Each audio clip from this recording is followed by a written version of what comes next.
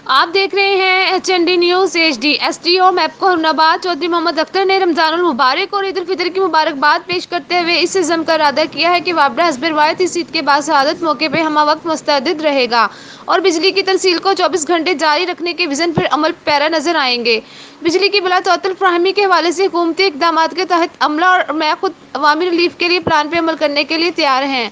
अवाम corona virus से बचाव के लिए समाजी फासले और दीगर हिदायत पर अमल करें ताकि हम सब मिलकर इस वबा से महफूज रह सकें। बिस्मिल्लाहिर्रहमानिर्रहीम। मेरी तरफ़ से तमाम अहले इस्लाम को अस्सलाम वालेकुम।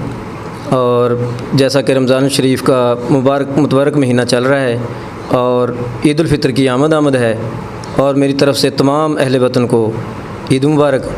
और दूसरा, कोरोना के हवाले से मैं ज़िक्र करना चाहूँगा ख़ुसूसी तौर पर जो गवर्नमेंट की तरफ से हिदायत हैं कि अपने आप को और अपने ख़ानदान को और पूरे जो आपकी कम्युनिटी में रहने वाले लोग हैं उनको महफूज रखने की कोशिश करें।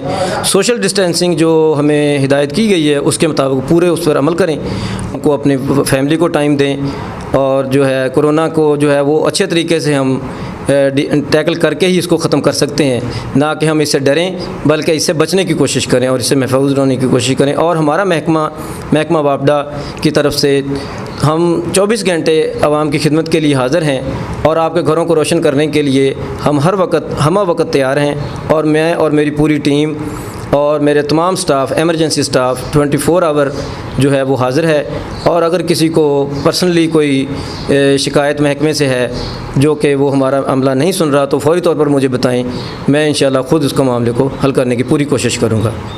बहुत शुक्रिया। वस्सलाम।